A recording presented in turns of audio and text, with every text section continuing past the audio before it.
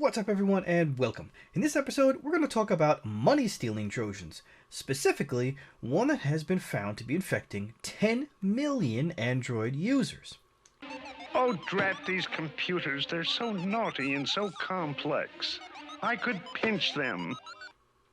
More than 10 million Android users have been saddled with a malware called GriftHorse that's Trojanizing various applications and secretly subscribing victims to premium mobile services, a type of billing fraud that researchers categorize as fleeceware. Zimperium uncovered more than 130 GriftHorse apps being distributed through both Google Play and third-party application stores across all categories. Some of them have basic functionality and some of them do nothing, researchers said. In either case, once installed, they lead to victims being billed for premium services, but phone owners are usually none the wiser until they take a look at their mobile bills. GriftHorse rode onto the scene in November of last year, and by now, the total amount stolen could be well into the hundreds of millions of euros, according to Zimperium researchers, with each victim paying upwards of $40 per month. Hey, you think this compute's over here? Where's all my change? I gave you 100. No, you gave me a 50. Oh, no, I didn't. Yeah, you did. Hey, you trying to steal from the Don Bot? I'm trying, but he's not making it easy. Victims sprawl across 70 different countries, all packing sneaky extra charges that they may not be aware of. Google removed the flagged apps, but GriftHorse is far from corralled. There could be additional Play apps, installs could still be active on people's phones, and the apps remain in many unofficial stores. If users are unlucky enough to download one of the apps, they'll find themselves bombarded with alerts on the screen letting them know they had won a prize and need to claim it immediately. According to Zimperium's analysis, these pop-ups reappear no less than 5 times per hour until the application user successfully accepts the offer.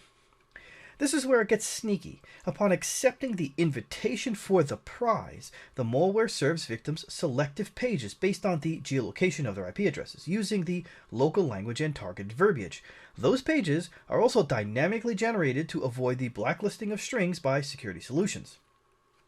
The redirect page asks targets to submit their phone numbers for verification. In reality, typing in the numbers merely subscribes them to a premium SMS service that charges $42 on average per month, which is roughly €36, which will show up on their phone bills. The creators of the apps have employed several novel techniques to help the apps stay off the radar of security vendors, the analysis found. In addition to no reuse policy for URLs mentioned above, the cyber criminals are also developing the apps using Apache Cordova. Cordova allows developers to use standard web technologies like HTML5, CSS3, and JavaScript for cross-platform mobile development, which in turn allows them to push out updates to apps without requiring user interaction. This technology can be abused to host the malicious code on the server and develop an application that executes this code in real time, according to Zimperium. The application displays as a web page that references HTML, CSS, and JavaScript and images. The campaign is also supported with a sophisticated architecture and plenty of encryption, which makes detection more difficult, according to the researchers. For instance, when an app is launched, the encrypted files stored in the assets/www folder are decrypted using AES. After a bit more unpacking, the core functionality source code uses the getData function to establish communication between the application and the first stage command and control server by encrypting an HTTP post request. The app then receives an encrypted response, which is decrypted using AES to collect a second stage command and control server URL. It also executes a GET request using Cordova's in-app browser function to uncover a third stage URL, and it starts pushing user notifications about the supposed prize once an hour, 5 times in a row, according to the analysis. Beat this!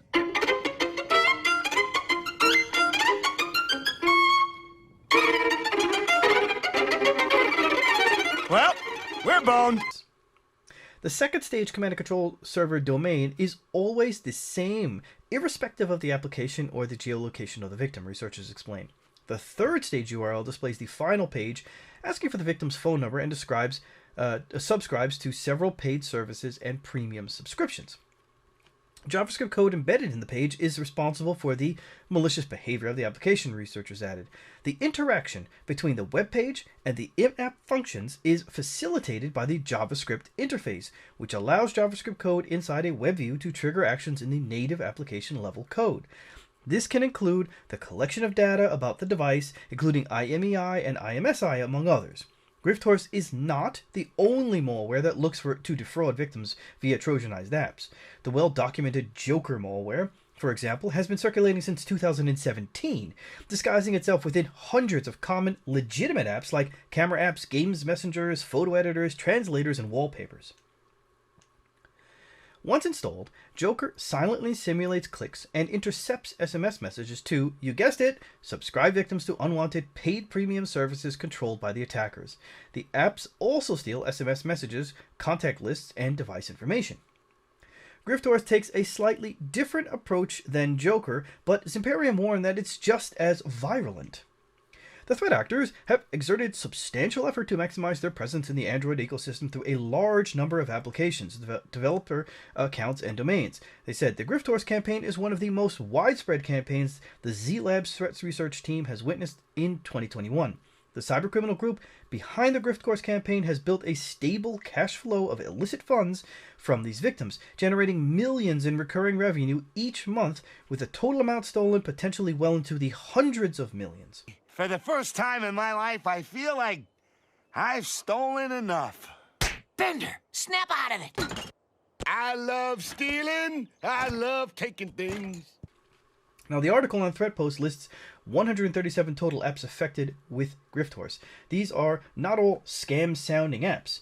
Many sound like they're really trying to help you solve a problem.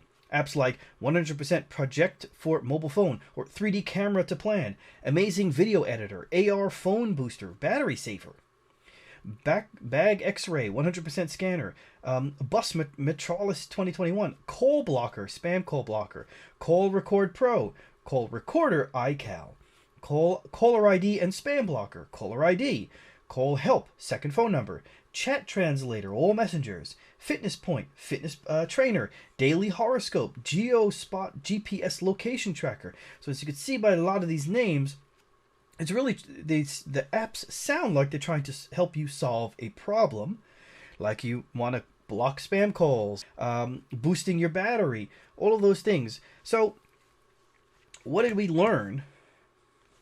Well, first, I highly recommend that you read the complete list and check the apps you may have on your phone to make sure you don't have one of these weird apps. Now, the link to the ThreatPost article is in the description of this video. Second, we live in a time when we really look for the fastest solution to our problem and not necessarily the best. You do like a quick search in the App Store and you choose an app from that company because maybe there are no in-app purchases, or it's completely free, or it's the top of the list. But do you really read all the reviews, or check how long it has been around, or look at anything about the company that actually developed the app? Probably not. These shortcuts we're taking are huge risks to our personal data, our finances, our family, and potentially our companies. So you have to pay attention and take your time to make sure you know enough about what you're actually installing on your phones. With that, I say thanks for watching. Don't forget to share and subscribe if you haven't already, and smash the bell if you haven't already, and I'll see you on the next episode. Take care.